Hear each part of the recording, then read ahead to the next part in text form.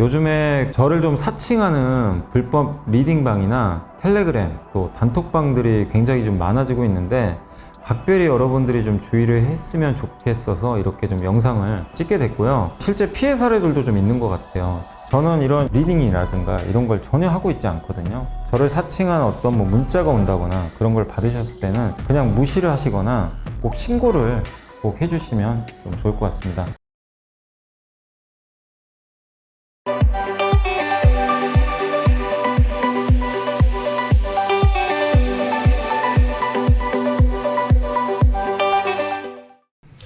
네, 안녕하세요. 염승환 이사입니다. 오늘 2023년 11월 1일 시장 함께 읽기 시작을 해보도록 하겠습니다. 자, 오늘은 이제 증시가 뭐 이렇게 아직까지는요, 뭐 1시간 정도 좀 마무리 남았는데 시간이 뭐 우리가 원하는 만큼의 상승은 아직은 아닌 것 같아요. 근데 어제 빠진 건 정말 좀 너무했고, 다만 이제 오늘은 조금 반등의 나소곤이 있는데 좀 뭔가 답답한 아직은 모습이고요.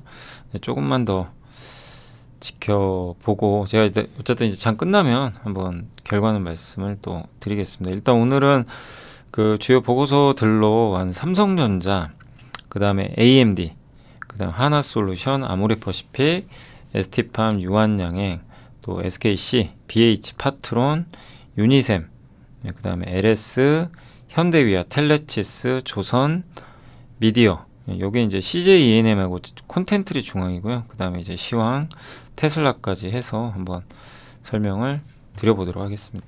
자, 그래서 삼성전자 이제 어제도 잠깐 말씀드렸지만 그 실적은 뭐 나쁘진 않았고요. 반도체는 메모리가 3조 원 적자고 스마트폰과 디스플레이가 확실히 좀 선전을 했다라고 보시면 되겠고, 삼성전자가 계속 지금 굉장히 좀 보수적이죠. 예, 보수적인 생산 기조 유지하고 있고 수익성 위주로 가려고 하는 것 같아요. 그리고 메모리 시장은 점진적으로 회복된다. 그리고 HBM에 대해서는 잘 하고 있다라는 그런 언급이 좀 있었습니다.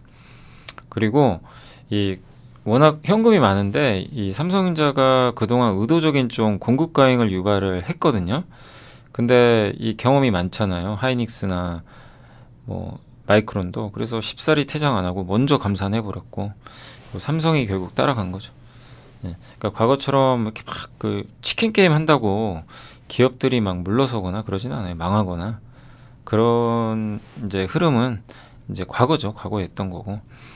그래서 삼성도 결국 감산에 동참을 했지만 수요가 예상보다 빨리 늘지 않아서 아직까지는 이제 반도체는 적자가 나고 있습니다. 근데 이제 삼성전자 문제는 한때 삼성전자의 순연금이 120조가 넘었거든요. 근데 이게 많이 줄었어요. 83조 원. 뭐 물론 이것도 많은데, 근데 저렇게 점점 순연금은 떨어지는데 뭘 한 게 없어요. 그러니까 M&A 한다고 약속했는데 M&A 아무것도 지금 없잖아요. 그죠? 뭐 자사주 소각이나 아니면 강력한 주주 환원 정책 더 그런 게 더 나온 것도 사실은 아니고, 예, 더 하면 좋겠는데 물론 이제 주주 환원은 안 하는 건 아니죠. 이제 분기 배당을 주니까. 근데 어쨌든 그런 게 뭐 엄청난 그런 M&A나 이런 거 없이도 현금이 120조에서 80조면 40조가 없어진 거거든요. 이건 좀 아쉽다는 거죠.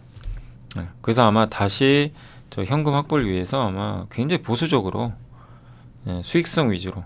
그러니까 이거는 이제 삼성전자 뭐 주주분들 입장에서는 나쁜 건 아니에요. 조심조심 공격적으로 투자를 안 한다는 얘기니까. 예. 그래서 수익성 위주로 갈 명분이 뭐 확실해졌고, 그리고 영업이익도 일단 3분기 저점, 4분기, 그러니까 2분기가 저점이었고요. 그 다음에 이제 4분기 내년까지, 내년 4분기에는 무려 14조 원 벌 것 같아요. 14조 원까지 굉장히 많이 늘어날 것 같습니다. 네, 그러니까 이제 이 측면만 보면 정상화 되는 거죠. 거기다가 HBM도, 예, 하고 있고, 스마트폰에도 이제 AI 기능이 탑재될 것 같은데 거기에도 이제 HBM이 많이 들어가겠죠. 그러니까 이제 어떻게 보면 AI 시장은 이제 열렸어요. 그래서 이제 뭐 고점을 논할 단계는 아닙니다. 그래서 좀 긍정적으로 보자는 저도 이제 의견을 좀 드리고 싶고, 메리츠의 또 김선우 연구원님이 AMD 아시죠? 이 엔비디아 경쟁사 여기도 실적 발표를 했는데 그대로 이제 적어주신 거를 이제 좀 말씀드리면, 오늘 이제 IR에서 GPU 가속기, 요게 엔비디아의 AI 가속기 대항마예요. 이건 이름이 MI300. 예. 요거 관련해 가지고 이제 질의응답을 했는데 메모리를 늘리겠대요. 그 안에다가. 그래서 MI300은 192GB를 지원을 하고요. 현재 엔비디아 H100 여기에 HBM3가 들어가거든요. 아마 하이닉스가 납품하는 걸로 알려졌는데 이게 80에서 96GB인데 MI300은 무려 192GB, 2배가 더 높아요. 근데 이게 끝이 아니고 엔비디아도 내년에 차기작 나옵니다. B100 여긴 144, 예, 그리고 X100 여기는 400GB. 그러니까 메모리 용량이 엄청나게 늘어나요. 이거는 메모리 업체들한테는 굉장한 호재죠. 수요가 느는 거니까. 예, 그래서 하이닉스는 이미 내년까지 다 완판됐고 25년도 물량을 이제 더 줘야 되니까 용인 아마 그쪽에 반도체 클러스터 있잖아요. 거기를 활용하면 어떠냐 요청을 받고 있다고 합니다. AMD의 이제 실적 그 IR 질의응답 내용인데 MI300이 갖는 경쟁 우위는 뭐냐? 강력한 성능을 갖고 있다. 특히 메모리가 굉장히 크기 때문에 GPU라는 이걸 좀 줄일 수 있어서 예, 비용도 더 합리적이다. 소프트웨어가 엔비디아가 더 앞서고 있거든요. 근데 소프트웨어도 투자를 많이 하고 있다고 합니다. 예, 그래서 MI300은 훌륭한 제품이고 아마 계속 진화하지 않을까. 그러니까 엔비디아에 절대 밀리지 않는다. 라는 걸 필요로 했고 이 두 회사가 경쟁하는 거는 우리 한국 기업들한테는 굉장한 호재예요. 엔비디아 혼자 하는 것보단 서로 경쟁을 하면 거기에 납품을 하는 고객사가 늘어나니까. 그리고 뭐 마이크로소프트, 애플도 할 것 같고 테슬라 아마 고객사들은 점점 늘어나니까. 그러니까 옛날에 2017년도에도 반도체 슈퍼사이클이 그냥 온 게 아니라 뭔가 엄청난 수요가 하나 터졌죠. 2013년 스마트폰, 2017년 유튜브가 촉발한 클라우드, 데이터 센터. 이게 슈퍼사이클 한 번씩 만들었거든요. 지금은 AI죠. 그래서 상당히 합리적인 추론이죠. 예. 그리고 업황은 지금 바닥에 있고. 예. 그래서 어렵지만 진짜 어렵죠. 반도체 뭐 되는 거 맞나 뭐 가면 밀리고 하니까. 그러나 근거가 있기 때문에 지금 좀 잘 인내해 주시면 반도체 갖고 계신 분들은 흔들리지 마시고 잘 인내할 필요가 있지 않나 싶습니다. 하나솔루션은 일단 뭐 실적이 좋은 건 아니죠. 당연히 안 좋긴 났어요. 근데 주가 급등했죠. 그 이유는 뭘까요? 3분기 실적도 예상이 이미 낮아졌기 때문에 기대에 부합을 했고 오히려 4분기에 신재생 에너지 쪽, 태양광 쪽 생산 능력 상향을 제시했다고 합니다. 그러니까 이게 좀 자신감의 표현이잖아요. 그래서 4분기 영업이익은 어쨌든 좋을 것 같고 24년도에는 이익 추정치가 더 올라갈 것 같다. 이런 내용입니다. 또 화학사업부도 좀 좋아질 것 같아요. 내년엔 좀 나아질 것 같고. 그리고 에너지 솔루션 회사로 전환을 하고 있어서 주가 많이 빠져 있고. 그래서 요새 뭐 고금리니 뭐 태양광 기업들 주가 다 미국도 완전 폭락을 해가지고 같이 다 빠졌는데 일단 이제 거의 마무리 단계 아닌가. 이제 그런 악재들은 반영된 거 아닌가. 이렇게 보고 있는 것 같습니다. 탑콘이라고 이제 태양광 효율을 올릴 수 있는 뭐 새로운 전지죠. 그 부분에 이제 생산이 개시가 됐고 미국 신공장 가동하면서 근데 물론 아직 업황이 엄청 좋은 건 아닙니다. 미국 기업들 보면 주택용 태양광이라든가 이게 고금리 때문에 약간 좀 이 고성장 기조가 좀 꺾일 수는 있거든요. 근데 그런 걸 반영하다 보니까 주가가 너무 많이 빠졌거든요. 그러니까 여기서는 나쁘게 볼 이유가 없죠. 그래서 지금은 비관론을 거둘 때고요. 예. 결국 시간이 지나면 또 좋아질 수 있고 또 미국에서 생산을 직접 하는 업체니까 미국 정책 수혜주로도 괜찮지 않나. 그러니까 이게 뭐 주가가 막 비싸고 이럴 때 이런 안 좋은 것들이 나오면 조심은 해야죠. 근데 이렇게 빠진 상황에서 너무 비관적으로만 볼 필요는 없는 것 같습니다. 그래서 지금은 계속 버틸 때다. 라고 말씀을 드리고 싶고요. 아모레퍼시픽은 이제 미래에셋의 배송희 연구원이 목표 주가 올렸고 확실히 그 어제 말씀드린 대로 3분기 실적도 실적인데 실적은 인건비 제외하면 괜찮았어요. 그리고 무엇보다 제가 놀란 게 중국 비중이 많이 줄었어요. 그러니까 여기 보시면 중국이 37%로 줄었고 기타 아시아, 미국 이거 합치면 훨씬 많죠. 그러니까 중국이 안 좋아지면 아모레, LG생활건강 망한다. 아니 망한다가 아니라 휘청인다. 이게 공식인데 그게 아모레는 해당이 점점 안 될 것 같아요. 가면 갈수록. LG는 아직은 더 봐야 되고. 그 이유 중에 하나가 다변화도 했는데 이번에 코스RX라는 회사를 인수해 버렸어요. 원래 이게 21년도에 지분 인수를 이미 했거든요.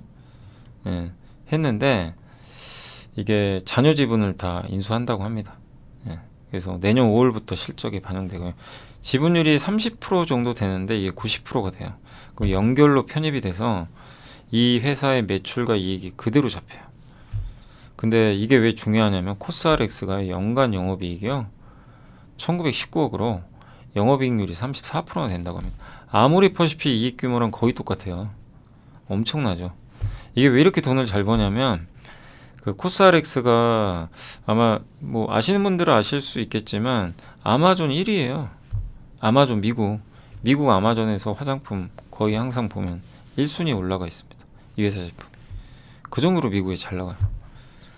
네. 근데 이거를 지분 투자 진짜 잘한 거죠. 그러니까 아모레가 M&A를 잘한 거예요. 그러니까 LG생활건강과의 차이입니다, 이게. 그래서 주가 바닥은 나왔고, 다만 이제 한 가지 단점 뭐냐면 여기 코스RX 지분 이건 너무 잘했는데 회사 체질도 개선되고 문제 뭐냐면 밸류가 안 써요.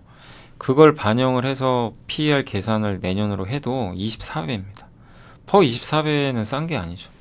그러니까 우리가 회사가 뭐 물론 좋고 이제 좋아지고 이러면은 긍정적인데 그렇다고 뭐 화장품이 막 고속 성장하는 산업 아니잖아요. 그죠? 예. 트렌드가 변하면서 이제 수혜는 받지만 25배 밸류는 투자 관점에서 저는 개인적으로 그렇게 매력적이진 않다. 화장품을 만약에 투자한다면. 그게 좀 아쉬워요. 그러니까 아모레가 이제는 단단할 것 같아요. 예. 주가 빠지는다는 얘기라는 게 아니라 업사이드가 사실 그렇게 많진 않다. 이 원체 밸류가 비싼 기업이다 보니까. 그게 좀 단점이다. 그렇지만 이제 기대 이상의 성장이 나오면 좋을 수 있는 거죠. 그러니까 그건 한번 고민을 해보세요. 25배가 싸다고 느끼시면 뭐 투자하는 거죠. 근데 제 기준에는 화장품이 24배면 그렇게 싸 보이지는 않는다. 그래서 그건 좀 제가 읽어보면서 조금 아쉽지 않나. 물론 이제 여기 애널리스트 분은 좋게 보셨어요. 30배 이상까지는 PER 받을 수 있다. 예. 그렇지만 제 개인적으로는 25배면 조금 이렇게 싸진 않아 보인다 이렇게 보고 있고요.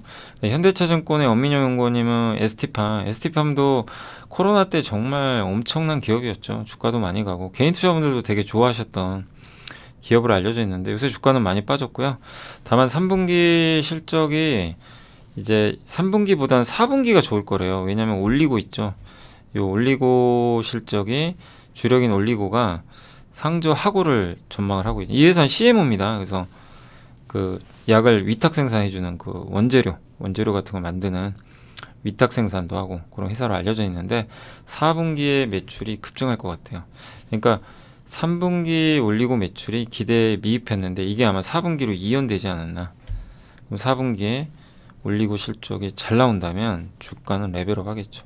고지혈증, 혈액암, 동맥경화증, 만성비형, 척수성, 근위축증 치료제 이런 생산에서 계속해서 수주도 잘하고 있고 네.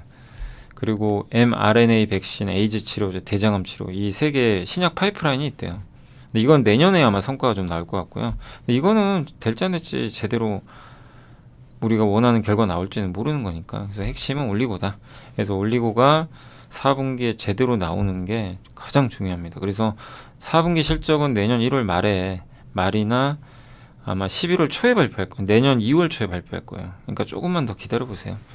ST팜 보유하신 분들은 앞으로 한 2, 3개월은 더 조금만 더 버텨보시면 좋을 것 같습니다. 뭐 나쁠 건 없고요.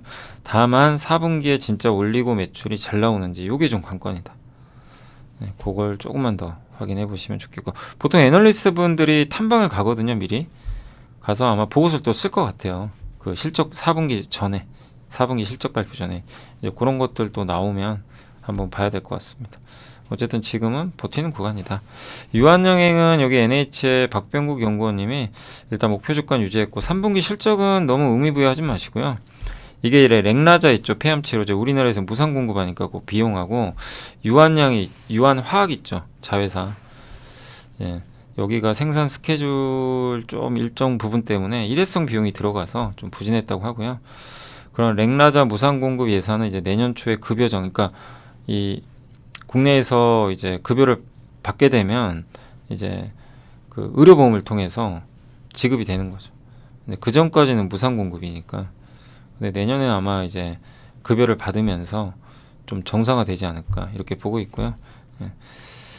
그리고 유한화학은 예, 품목 변경으로 약간 적자가 났고, 그래서 그러나 뭐 내년도 실적은 조금 괜찮을 걸로, 나아질 걸로 좀 보고 있는 것 같고요. 그 다음에 조병철 연세대 교수님이 하고 이제 Q&A를 했나 봐요. 이번에 임상 가지고 이분이 발표했거든요.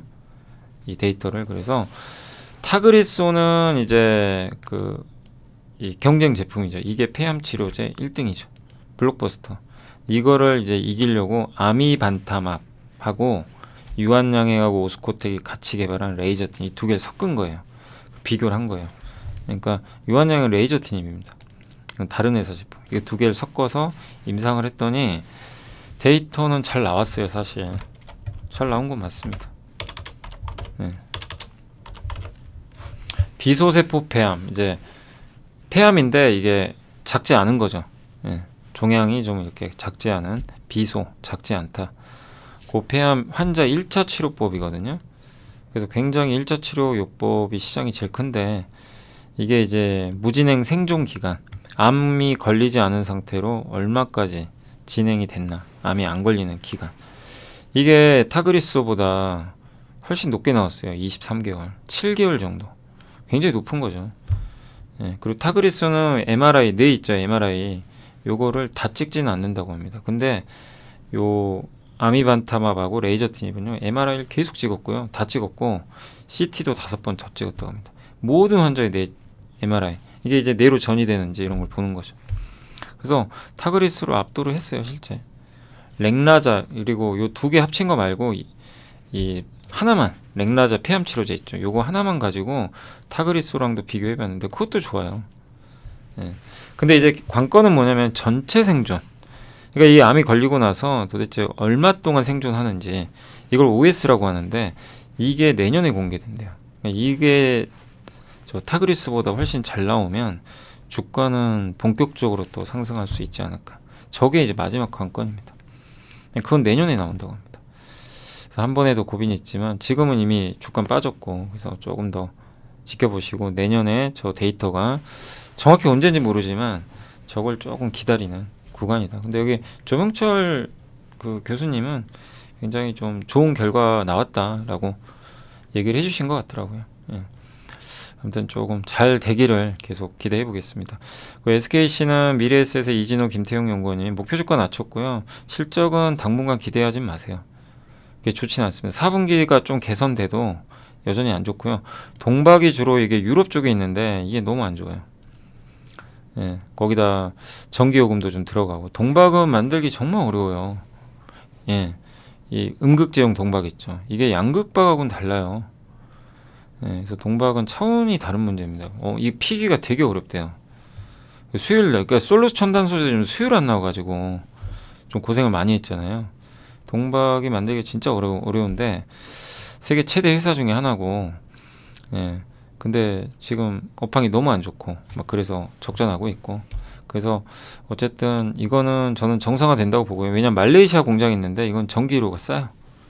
그래서 결국 그런 것들이 나중에 반영될 것 같고, 그리고 회사가요 지금 뭐 여러분도 느끼시겠지만 SKC는 엄청난 진통 과정을 지금 겪고 있어요. 뭐냐면 아예 몸이 바뀌는 거예요. 다른 몸으로. 그 사람이 완전 바뀌는 겁니다. 변신하는 건데, 표현이 좀 그렇지만 회사가 원래 화학회사인데 화학 사업을 다 팔고 있어요. 피유코, 엠펄스 같은 전통 화학 사업을 그래도 제값 주고 잘 팔았어요. 이것도 잘한 것 같고, 이거 팔아서 뭐 하냐면 회사가 첨단 소재의 기업으로 완전 바뀌고 있습니다. 2차 전지, 동박, 실리콘 음극재, 그 다음 반도체, 저기 ISC 인수했죠. 거기다가 그 유리기판, 아시죠? 인텔이 지금 하고 있는 것 중에 하나 유리기판. 기판을 플라스틱이 아니라 유리로 만든 거죠. 우리 한번 공부해봤죠. 그게 훨씬 좋죠, 사실은. 근데 뭐 만들기가 어려워서 그렇죠. 비싸기도 하고. 근데 그거를 일단 이제 내년부터 본격적으로 좀 양산하지 않을까 기대하고 있는데, 근데 그 과정에서 지금 진통 과정이죠. 이게 바뀌는 게 쉬운 게 아니잖아요. 회사가 진짜 완전히 바뀌거든요. 근데 그게 뭐 바뀌었을 때 탄탄대로를 걷는 회사가 세상에 어디 있겠어요. 근데 저는 물론 SKC가 실패할 수도 있습니다. 뭐 진짜 그건 모르는 거예요. 자본 배치를 잘하는 기업도 있고 올해 포스코홀딩스가 자본 배치 잘해가지고 주가가 엄청 올랐었잖아요. 결국 리튬 사업의 승부를 건 게 이제 성공한 거죠. 어떻게 보면 주가가 많이 올랐는데 SKC도 이제 승부를 건 거예요. 실패하면 데미지를 크게 받겠지만 가만히 그냥 화학 사업만 하면 영원히 저성장에 그냥 그저 그런 회사로 남을 수도 있어요. 왜냐하면 화학은 석유화학은 사람들이 잘 인정을 지금 안 하잖아요. 중국 경쟁도 있고. 예. 그래서 그걸 포기하고 옮겨가는 건데 위기와 기회가 공존하는 거죠. 그래서 좀 잘 됐으면 좋겠고 내년이 정말 중요합니다. 내년에 이제 본격적으로 반도체도 생산이 될 텐데 이런 사업들이 그래서 한번 여러분들이 잘 될지 안 될지는 우리가 말 수는 없어요. 그렇지만 내년도에 한번 그런 걸 잘 관찰하셔가지고 잘 되는 방향으로 가면은 비중을 계속 늘리시면 돼요. 근데 그건 아직은 알 수는 없으니까 조금만 더 기다리시고 다만 지금 가격적으로는 괜찮은데 시기적으로는 좀 더 시간은 필요하다. 그렇게만 말씀을 드리겠습니다. BH는 목표 주가 낮췄고요. 여전히 뭐 실적이 아주 좋은 건 아닌데 이익률은 좋았어요. 왜냐하면 국내 고객사 스마트폰 아마 삼성전자일 거예요. 판매 부진 영향으로 부진했다고 하는데 다만 국내에 납품하는 거는 마진이 낮아서 오히려 그게 비중이 줄어들었다는 거는 이익률에는 긍정적이었다. 그래서 매출은 줄었지만 이익률은 오히려 기대보다 높았고요. 대부분의 볼륨은 저 애플입니다. 애플 쪽에 납품하는 걸로. 애플이 3분기보단 4분기로 생산량이 이연돼서 4분기는 실적을 아마 좋을 거예요. 근데 중요한 건 BH도 LG 이노텍과 비슷하게 너무 애플 비중이 높아요. 아이폰만 해가지고 이제 안 돼요. 밸류를 절대 높게 안 줍니다. 한번 고민해 보세요. 애플 아이폰이 성장합니까? 삼성 갤럭시가 성장하나요? 폴더블은 성장할 수 있어요. 새로운 제품이니까. 침투율도 얼마 안 돼요. 전체 스마트폰에서 폴더블 5%도 안 되잖아요. 그럼 그만큼 룸이 남아 있다는 얘기예요. 물론 폴더블이 안 팔리면 그건 아닌 거고. 근데 이미 뭐 아이폰 갤럭시는 이미 뭐 교체 수요밖에 없잖아요. 그러니까 밸류를 높게 절대 못 줘요. 그러니까 현대 기아가 아무리 내연기관으로 좀 돈을 막 벌죠. 돈 많이 벌잖아요. 근데 주가 안 가요. 똑같은 거예요. 여기서 번 돈을 잘 인정을 안 합니다. 그럼 뭐냐? BH가 해야 될 건 자동차예요. 자동차로 잘하고 있어요. 비중도 늘어나고. 다만 23%니까 자동차 쪽에 50%는 가야 돼요. 그때까지 1, 2년 더 걸리겠죠. 그러니까 주가는 바닥이고요. 안정적인 기업은 맞지만 지금 주가 바닥이죠. 근데 고성장은 어렵다는 겁니다. 밸류를 높게 못 줘요. 그래서 PBR 1배 정도는 그래도 이게 비싼 게 아니거든요. 절대. 내년 PBR 1배가 24,000원 나오더라고요. 그 정도는 갈 수 있다고 봅니다. 트레이딩 전략은 무난한데 장기 투자보다는 사고 파세요. 그게 좋아요. 단 자동차 비중이 급격히 늘어나는 게 이제 보이고 그런 쪽에서 구조적 성장 나오면 이제 그때부터 밸류가 레벨업 되는 거죠. 그래서 항상 이제 장기 투자하실 때 보실 거는 점유율이 낮은 게 좋아요. 침투율이 낮은 거. 낮은데 이게 올라갈 것 같은 산업. 그걸 보셔야 됩니다. 이미 막 50%, 60% 침투율은 그건 저성장 산업이에요. 그러니까 그거를 투자하실 때 꼭 한번 잘 고민해. 그러니까 AI를 긍정적으로 보는 거는 침투율이 아직 얼마 안 되잖아요. 이제 AI 시작이니까. 그죠? 근데 요즘에 누가 보면 뭐 이제 초고속 인터넷 우리 투자합시다. 그런 사람이 어디 있어요? 이미 초고속 인터넷 다 깔렸는데. 그죠? 우리 한국에서만큼 초고속 인터넷 통신망에 투자해야 됩니다. 그거 아니죠. 그죠? 뭐 우리 전 국민이 거의 다 쓰고 있는데 너무 잘 깔려 있잖아요. 그래서 이런 부분을 항상 투자하실 때 좀 고민을 해보시면 좋을 것 같아요. 이런 걸 투자하지 말라는 게 아니라 이런 섹터를 투자할 때는 짧게 하시라는 거예요. 너무 업사이드를 높게 주지 말고. 그리고 이제 파트론은 역시 마찬가지죠. 파트론도 똑같아요. 카메라 이쪽 쪽인데 스마트폰 쪽이잖아요. 그러니까 장기 투자가 어렵죠, 실제. 근데 회사가 좀 바뀌고 있어요. 한번 그건 염두에 두세요. 뭐냐면 전장 센서, 자동차 카메라하고 센서, 여기 삼성전자 그 갤럭시 워치나 이런데 거기 그 이 센서 심박 측정하고 그런 거 파트론이 하는 걸로 알려져 있고요. 담배, 전자담배 만들고 있어요. 이거 세 개 합쳤더니 매출 비중이 50%까지 올라왔대요. 거의. 그러면 이젠 스마트폰 비중이 점점 낮아지니까 좋은 거죠. 그럼 재평가할 수도 있어요. 그럼 밸류를 업주는 거죠. 그죠? 근데 중요한 건 이제 이걸로 돈을 벌어야죠. 얼마나 벌 거냐, 요걸 봐야 될 것 같습니다. 그래서 더 나쁠 것도 없고요. 밸류가 싸진 않아요. 지금 PER이 14배니까 내년 기준으로 14배면 싼 건 아니죠. 그러나 여기서 이제 자동차나 저런 비중이 늘어난다면 주가는 또 한 단계 레벨업 될 수 있다. 그래서 자동차 카메라에서 성장을 증명해 주는 게 필요하다. 그래서 조금만 더 시간 갖고, 바닥은 저는 맞다고 보는데 큰 폭의 주가 상승은 아직 조금 더 시간 필요하다는 거, 그건 좀 염두에 두시면 좋겠습니다. 저게 확인돼야 돼요, 자동차 카메라에서. SK증권의 이동주 연구원님은 유니셈도 삼성이 투자 막 줄이고 좋을 수가 없죠. 신규 투자도 지연되고, 물론 이제 일부 투자는 들어가는데 24년도 투자 전체적으로도 보수적이다 보니까 모멘텀은 조금 떨어져 있습니다.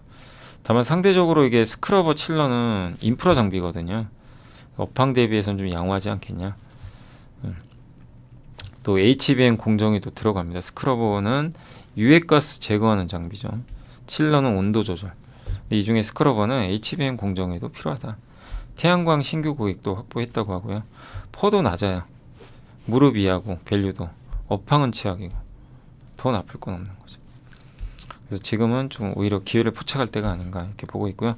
삼성증권에서 LS가 좀 악재 나왔습니다. 그래서 목표 주가 좀 낮췄는데 스웨덴의 전력회사인 바텐폴이 해저 케이블 공급 계약을 해지했어요. 2,400억짜리. 근데 이 바텐폴은 원래 예전에도 해상풍력 사업 조금 딜레이 하겠다 뭐 이런 얘기도 있었거든요. 근데 실제로 그걸 실행에 옮긴 것 같아요. 근데 이유가 너무 금리가 비싸고 풍력 터빈 가격이 오르니까, 이거 뭐 전력회사인데 개발했어요, 풍력을. 근데 각종 비용이 이렇게 비싸면 남는 게 없거든요. 그러니까 일단은 이거를 좀 취소하는 것 같아요. 그래서 금리가 안정화돼야 됩니다. 그게 좀 아쉽고, 근데 LS가 영국과 독일에 수주를 많이 해서 이게 걱정되는 게, 이게 연쇄적으로 다른 회사가 해지하면 어떡하지? 그걸 좀 우려하는 것 같아요, 약간. 근데 뭐 그거 알 수는 없죠. 그래서 금리만 안정화되면 되고. 근데 다행히 오늘 유럽의 물가가 급락했어요. 그래서 내년에 유럽이 만약에 금리 인하를 빨리 해주면 나쁠 거 없죠. 그러니까 지금 LS도 너무 부정적으로 볼 필요는 저는 없다. 다만 좀 아쉽다. 그죠? 그래서 이게 LS의 수주 내역이거든요. 보시면 요게 이제 해지가 된 거죠. 그래서 금리가 얼마나 중요하다는 게 여기서 이제 드러나고요. 다만 저는 해상풍력, 2차전지, 산업금속 같은 좋은 포트폴리오를 지금 갖고 있기 때문에 LS에 대해서는 지금 8만 원도 안 되잖아요. 이제는 좀 나쁜 자리가 아니다, 괜찮은 자리다 이렇게 보고 있고, 다만 주가 회복엔 시간이 필요합니다. 올해 상반기에 너무 좋았기 때문에 시간이 좀 필요하다는 건 염두에 두시고, 금리가 안정화되면 가장 우선순위로 오를 수 있는 기업이 되지 않을까. 그러니까 성장 자체는 저는 여전히 유효하다 이렇게 보고 있습니다.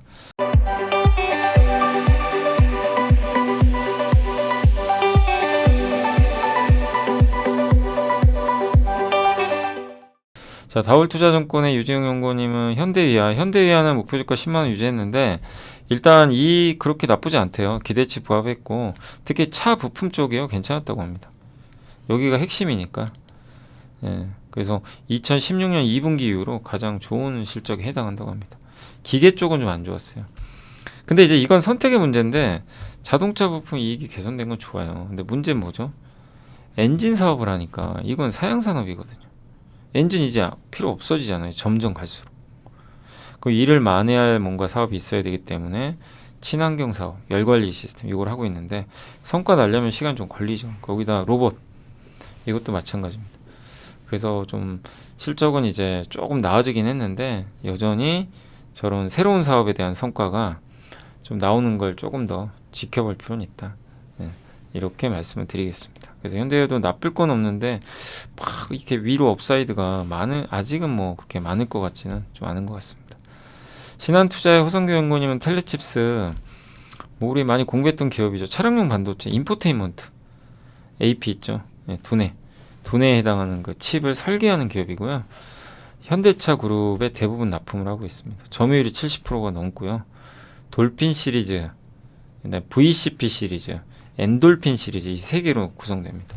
돌핀이 저 인포테인먼트용이고, 그 다음에 MCU, 예, 요게 VCP, 그 다음 자율주행 칩이 엔돌핀, 이렇게 세 개로 나눠지고 있고, 이 차량용 반도체 시장은 전체 시장의 한 10% 정도, 90조 원 규모라고 합니다. 자동차 반도체는 생명과 직결되기에 진입이 어려워요. 한 번 되면 이제 안정적이고. 그래서 자동차가 전장화되면서 저런 이제 마이크로 컨트롤 유닛이라 그러죠. MCU가 많이 필요합니다. 그리고 연간 9.5% 정도씩 성장을 할 것 같고요. 차선 유지하고 앞차와 간격 유지하고 카메라에 센서가 달려서 자율주행 기능 구현. 근데 이런 것들을 다 하려면 MCU가 필요하거든요. 예. 그래서 AP는 일단 계속 성장을 할 걸로 보고요. 차량용 인포테인먼트 수요가 증가하고 있고, 그리고 하반기에는 이제 요 인포테인먼트용 VCP용 MCU, 근데 이게 중요하대요. 25년에 샤시 바디용 VCP3가 25년도에 이제 양산 들어간다. 저게 메인이래요. 저게 중요하다고 합니다. 요거보다. 요거 이제 올해 하반기에 양산 들어가고 좀 시간이 남아있죠. 현대차 판매 여전히 견조하고요. 예, 주가는 연초 대비 2배 이상 올랐고, 예, VCP1은 VCP3보다 시장이 조금 적다.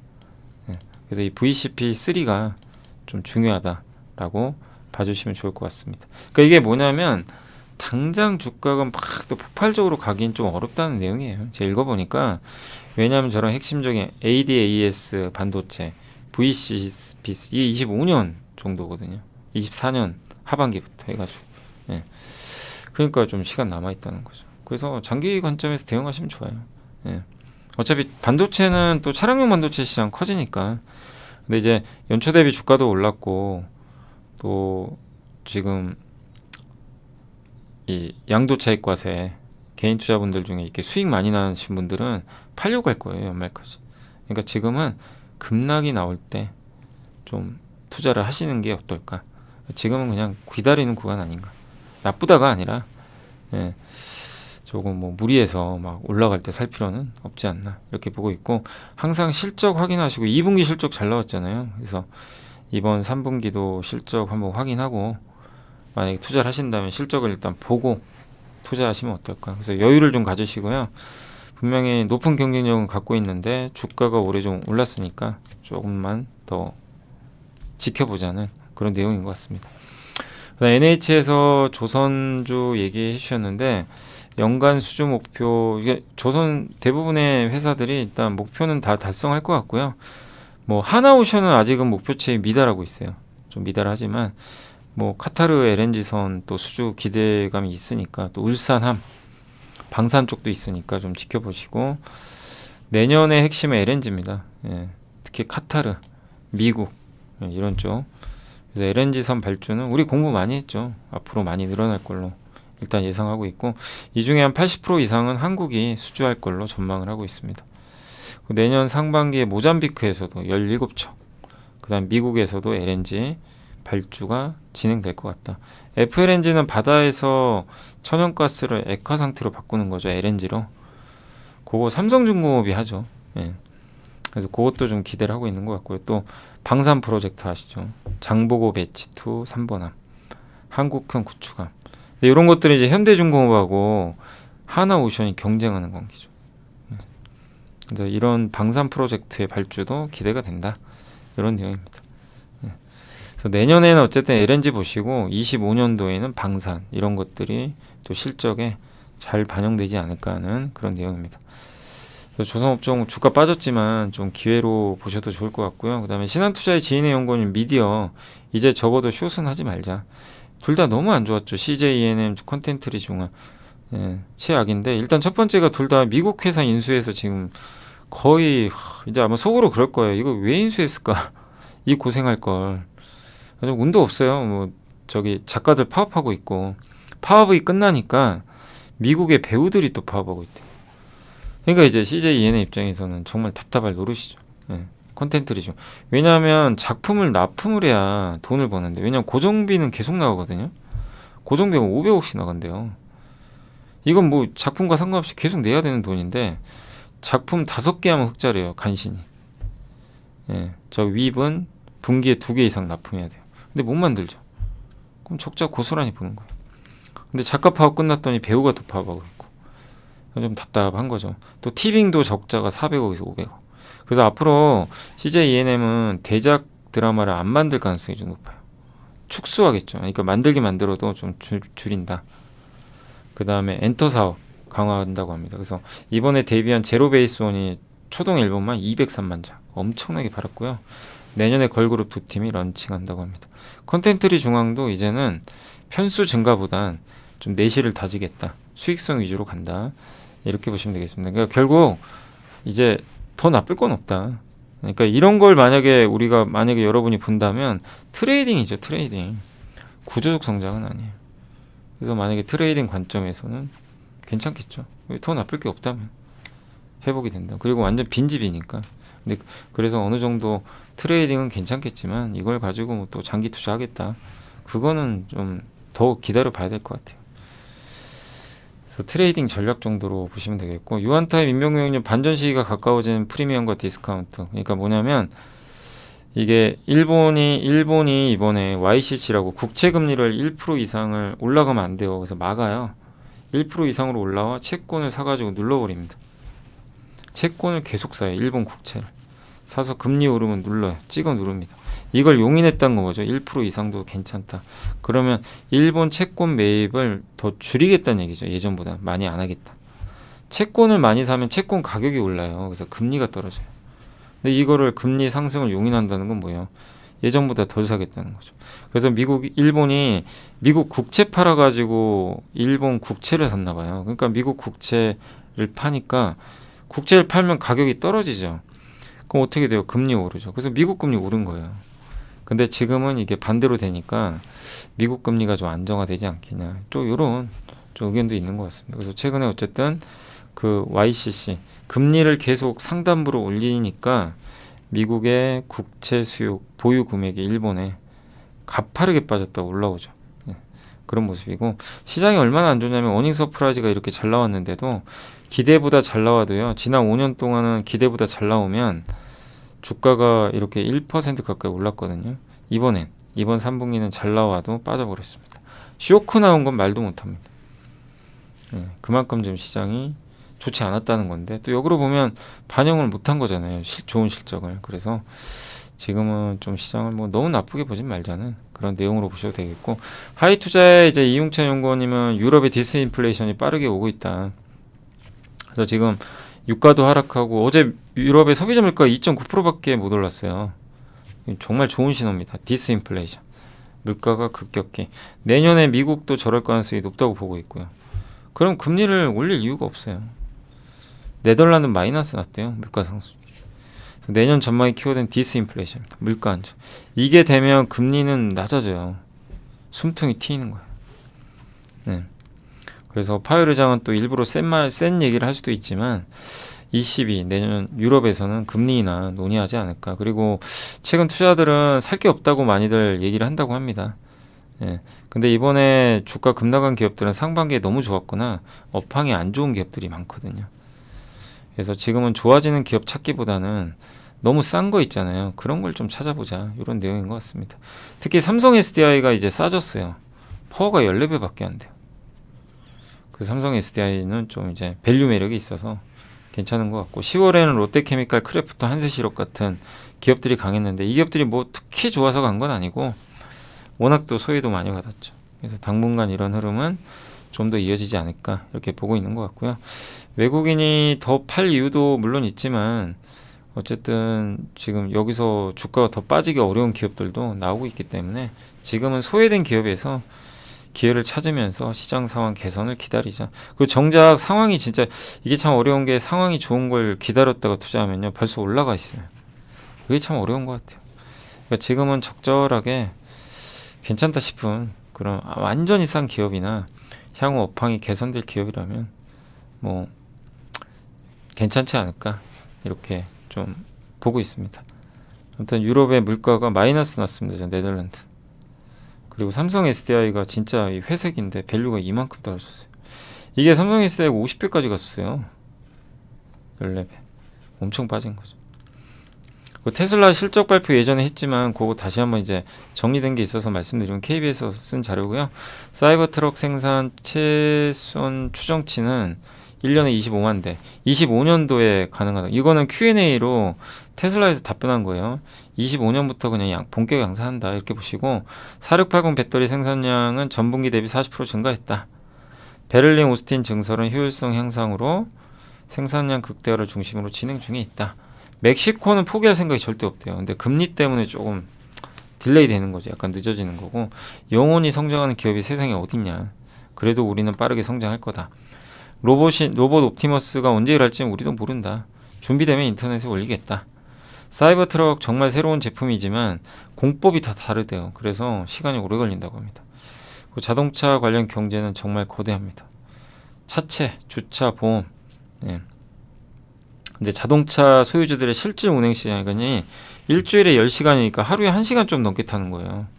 그죠? 예. 그리고 만약에 하루에 5시간 운전해도 50시간입니다. 근데 자율주행 이런 같은 비용으로 자동차를 일주일 내내 이용할 수 있게 해준다고 합니다. 그래서 자율주행은 차의 가치를 올려주는 거고요. 하드웨어만 있는 게 아니라 소프트웨어가 붙으면서 가치가 올라가는 거죠. 레이더 안 씁니다. 예. 모델 Y에도 그렇고 레이더 쓴다는 얘기도 있는데 일단 이번에 나온 걸로는 테슬라는 카메라만 가지고 해요. 레이더도 안 써요. 멕시코는 반드시 완공될 거다. 네. 그리고 매출 성장은 조금 감소했고요. 비용 절감 노력은 하고 있어요. 이게 매출 성장률입니다. 많이 줄었죠. 네. 그래서 지난 2003년, 22년도에 29% 평균 성장률보다는 많이 낮아졌고 그래서 비용 절감을 통해서 수익성을 좀 향상시키려고 하는 것 같고 그래서 기가프레스 아시죠? 이게 한 번에 찍어 누르는 거 차체 만들 때 이걸로 원가를 한 50% 이상 감축하려는 계획인 것 같고요. 영업이익률은 17.2% 나왔고 이번 분기엔 7.6까지 그러니까 작년하고 올해를 보면 이익률이 많이 훼손됐죠. 뭐 어쩔 수 없죠. 그거는 왜냐하면 금리는 높고 그 다음에 어떻게 보면 이제 약간 그 할인 판매 예. 하는 거죠. 예, 자동차 수요를 늘리기 위해서 이런 것들이 조금 부담으로 작용했던 것 같습니다. 그래서 지금 성장이 다시 필요한 상황이고요. 예, 신제품이 근데 언제 나올지는 모르니까 모델 2 같은데 싼 요게 언제 나오느냐가 조금 더 관건이 될 것 같습니다. 그래서 테슬라도 요새 좀 주가는 당분간 가긴 좀 어렵죠. 모멘텀이 없으니까. 그러나 조정 구간은 또 항상 좋은 기회가 되지 않을까 이렇게 보고 있고 항상 강조드리지만 오를 때 안 하시면 돼요. 오를 때만 그거만 좀 잘 참아보시면 좋을 것 같습니다. 자, 그래서 오늘 보고서는 다 보여드렸고요. 예, 전자공시는 이제 어제 같은 경우는 TSI, 한국조선해양, 예, 2차전지 장비, 한국조선해양, 예, 원유운반선, 탱커선 요거 좀 수주가 있었고 요거 아니죠? 그죠? 예. 이거 10월 30일이죠. 죄송합니다. 이거는 한번 어젠가 그제 보여드렸던 것 같은데 내부자 예. 내부자 미술 한번 예. 어제 저기 전자공시 쪽에는 뭐 하나 있었는데 정확히 기억이 안 나네요. 예. 하나 정도 있었고요. 내부자 매수 좀 말씀드릴게요. 어제 잠시만요. 예. 내부자 매수론 어제입니다. SK가 자기 주식 취득이 작년에 이제 공시한 대로 취득해서 이제 소각하기로 했잖아요. 이제 아마 그 부분 이제 공시가 뜬 것 같고요. 네이버는 정말 이거 카카오가 좀 이런 건 따라 해야죠. 비슷한 경쟁사인데 카카오는 주주 가치 위해서 뭔가를 한 게 없잖아요, 지금.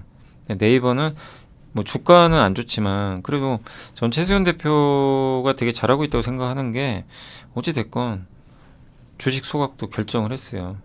주가 안 좋지만 이런 건 주주를 위해서 굉장히 좋잖아요. 소각이에요, 소각.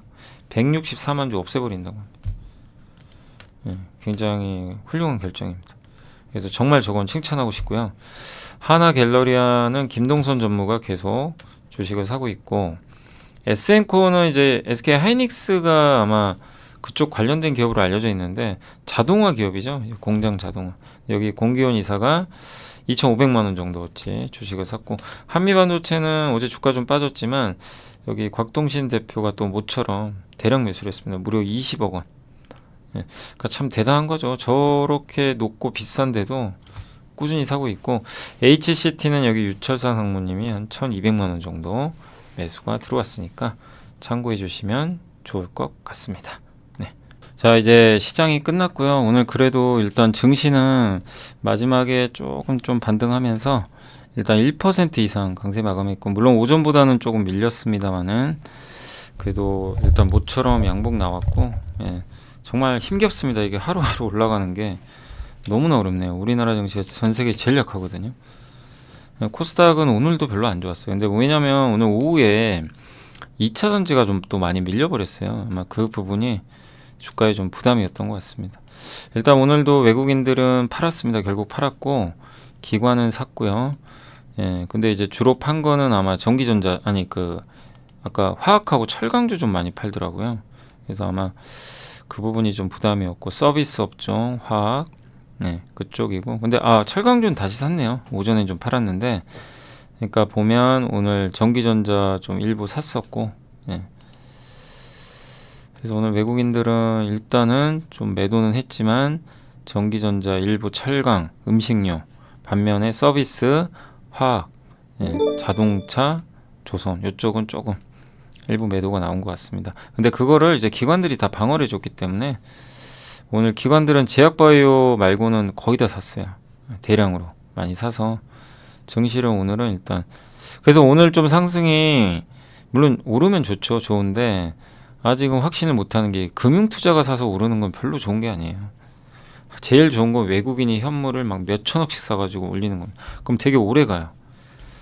그래서 그게 아니어서 아직은 좀 아쉽다. 그러나 뭐 그러다가 외국인이 들어오면 또 방향 바뀌는 거니까, 그래서 일단 바닥을 다지는 건 좋은데 뭔가 우리가 원하는 그런 상승은 아직은 아닙니다.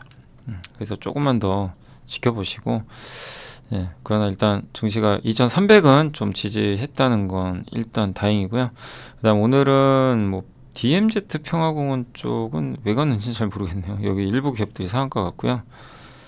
그다음에 전자결제주들 좀 올랐고, 그다음에 이제 주류 업체들 하이트젤로가 이제 소주 가격 올렸잖아요. 아마 이 부분이 영향을 좀 준 것 같습니다. 그리고 NFT 관련주 오늘 진짜 오랜만에 갔고요. CNT는 오늘 JO가, 그러니까 역시 숫자가 나오면 괜찮죠. 그러니까 2차 전지가 다 폭락을 했는데 JO도 뭐 버티지 못했어요. 근데 이제 이런 기업들은 한번 옥석을 잘 가려보세요. 왜냐하면 숫자가 잘 나왔더라고요, 어제. 그래서 오늘 올랐고, 근데 아마 금호석유는 아마 뉴스 보셨겠지만 갑자기 왜 아시아나항공 또 인수전 뭐 참여한다. 이거 대한항공 하는 거 아닌가요? 아니 왜 굳이 인수하려는지 잘 모르겠네요. 주가가 급락해 버리죠. 그 돈으로 배당 주지. 배당이나 주주들 위해서 주면 얼마나 더 좋을까요? 굳이 아시아나항공 인수하는 건 진짜 아닌 것 같습니다. 근데 단독 보도로 나왔어요. 그게 나와서 아무튼 인수하지 마시고 본업에 좀 집중하셨으면 좋겠어요. 지금 항공사 인수할 때가 아니잖아요. 그것도 대한항공이 있는데 굳이 왜 그 뉴스가 왜 안 나왔는지 좀 이해가 안 갑니다. 근데 그게 사실이 아니라면 주가는 아마 회복될 텐데, 오늘 빠진 거는 다른 문제보다 아시아나항공 인수 뭐 뉴스가 여기 아까 잠깐 나왔더라고요. 한번 여기는 안 나왔는데 한번 찾아보시면 단독 보도로 나왔습니다. 그래서 이 부분 한번, 요런 부분들이 일단 오늘 좀 주가에 안 좋게 작용했다, 이렇게 말씀드리고 싶고요. 그리고 지능형 로봇도 좀 올랐고, 오늘 음원 음반주도 좀 괜찮았습니다. 오늘 오랜만에 YG엔터 급등했네요.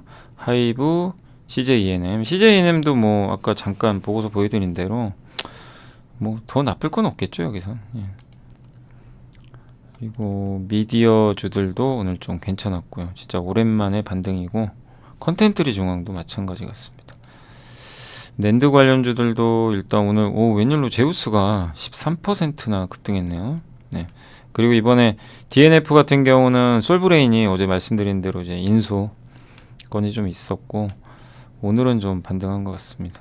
그리고 반도체 오늘은 삼성전자 하이닉스가 오늘 오랜만에 삼성도 예, 일단은 좀 강세를 보여줬습니다.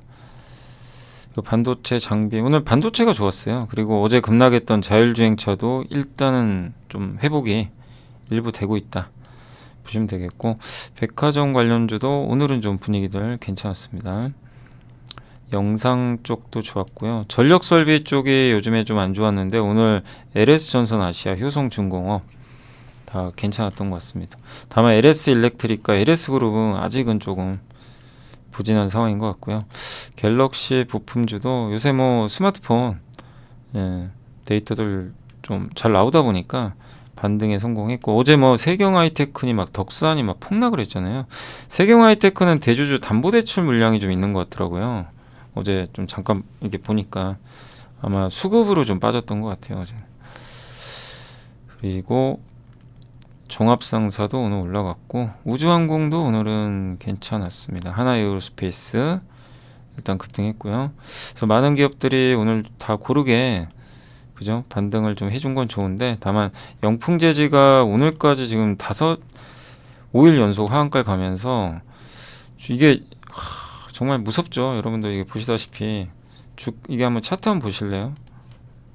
5만원에서 10분의 1 토막 났습니다. 그냥 순식간에 하한가 5번 가면서. 근데 오를 때도 그렇게 올랐거든요. 그죠? 오를 때도 보이세요? 이게 올해 연초 대비 10배 올랐어요.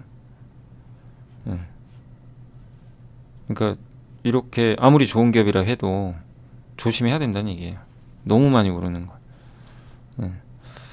이런 또 위험이 뭐 사실 이때 뭐 알 수는 없지만 언제든지 저런 일들이 또 펼쳐질 수 있으니까 조심은 해야 되는데 어쨌든 오늘까지는 하한가를 갔고 2차 전지가 오늘 안 좋았습니다. LG엔솔이 급락을 했고요. 2%. 예. 리튬 관련주들도 오늘은 첫 출발은 좋았는데 오후에 좀 안 좋았던 것 같아요. 그래서 오늘 에코프로가 60만 원이 결국 깨져버렸네요. 그래서 이 부분이 오늘 코스닥에 오후에 조금 부정적으로 그래도 그럼에도 코스닥이 일단 플러스 난 거는 조금 의미가 있는 것 같습니다. 인터넷 대표주는 오늘 좀 빠졌고요. 네이버는 그래도 자사주 소각하니까 근데 주가는 반응이 없네요. 예. 그리고 오늘 자동차는 조금 버텼습니다. 오늘 근데 그 KG 모빌리티가 좀 좋았네요. 오늘은. 예. 근데 현대위아는 실적이 아주 실망스러운 건 아닌데 아까 말씀드린 대로 상대적인 매력이 좀 떨어지다 보니까. 예. 근데 자동차 쪽 부품은 좀 괜찮았는데 기계 쪽은 좀 부진했던 것 같습니다. 그리고 오늘은 모비스는 좀 잘 버텼던 것 같습니다. 네. 오늘 이제 시가총액 상위 기업들 한번 말씀드리면 지금 하이닉스가 아마 시총 역전할 것 같고요. 지금은 아직은 이제 둘이 거의 붙었어요. 지금 시가총액 차이가 8천억밖에 안 나죠. 거의 8천억 정도. 그래서 아마 내일 역전될 수도 있습니다. 그래서 하이닉스가 다시 2위로 도약할 가능성이 지금 현재로서는 좀 높아 보이고요. LG엔솔이 오늘 2% 빠지면서 그래서 오늘 주로 다 2차전지가 안 좋아요. 그죠? 2차전지가 계속해서 빠지는 악순환에 좀 빠져 있고 근데 전 개인적으로 2차전지도 이제 충분히 빠질 만큼 빠졌다고는 보는데 그게 뭐 주가라는 게 어디가 바닥인지 모르니까요. 예. 근데 아까 뭐 삼성 SDI 같은 거는 포가 14배밖에 안 돼요. 그러니까 이제 2차전지 중에도 싼 거 실적은 괜찮은데 그 이제 옥석 가격이 펼쳐질 겁니다. 아까 제이오 막 올라간 것처럼 이제 2차전지도 다 같이 간다. 이거보다는 좀 옥석 가격이 흐름 나올 것 같고 오늘 오랜만에 엔터주들 다 좋았고요. 화장품 아모레가 어제부터 아주 좋습니다. 그리고 방산주 좋았고 LG이노텍은 애플 우려 약간 좀 있는 것 같고요. 그 다음에 하나솔루션 오늘 좋았습니다. 그리고 오리온도 좋았고 음식료주들 아까 보니까 뭐 동원 F&B도 그렇고 실적들 다 좋더라고요. 롯데 웰푸드. 음식료가 완전히 잊혀진 섹터인데 대부분 숫자는 좋아요. 예. 그러니까 그런 것들이 좀 잘 반영이 됐으면 좀 좋겠습니다. 금호석은 아까 말씀을 해드렸고 그리고 한진칼이 오랜만에 올랐고 농심도 역시 대단합니다. 음식료 좋았네요. 반도체 소부장 좋았고요. 편의점도 좋았습니다. 그리고 오늘은 이제 증시가 오르다 보니까 레버리지는 조금 올라간 것 같고요. OCI 홀딩스도 다시 반등에 일단 성공을 했습니다. 솔브레인도 좀 좋았던 것 같고요. 전력기기 회사들도 오늘 좀 분위기들은 근데 오늘 보니까 의외로 그 음식료가 되게 좋았던 것 같아요. 예. 오뚜기도 오늘 4%나 주가가 반등을 해줬습니다. 자, 아무튼 이제 오늘 뭐 시장 뭐 요 정도 좀 정리해드리고 다만 이제 2차 전지가 여기서 힘만 내주면 증시는 급등할 겁니다. 근데 그건 아직은 아니고 2차 전지가 여전히 안 좋아서 다만 오늘 좀 긍정적이었던 거는 2차 전지 제외하고 나머지 업종들은 대부분 좋았고요. 특히 반도체 그중에서 삼성전자가 정말 오랜 부진을 딛고 힘을 내줬다는 거. 이 부분은 좀 의미가 있다. 그리고 유가가 크게 꺾이고 있고 그 다음에 유럽의 물가가 많이 안정화됐어요. 이건 굉장히 좋은 뉴스거든요. 네, 근데 다만 이제 오늘 새벽에 내일 새벽에 FMC에서 제발 연준 의장이 이상한 말만 안 했으면 조금 우호적인 멘트를 해줬으면 좋겠습니다. 자, 아무튼 이제 어제까지가 너무 힘들었고 오늘은 좀 살아났는데 이 분위기가 더 연결되기를 한번 기대해 보겠습니다. 자, 오늘 고생하셨고요. 저는 내일 또 이 시간에 찾아뵙겠습니다. 감사합니다.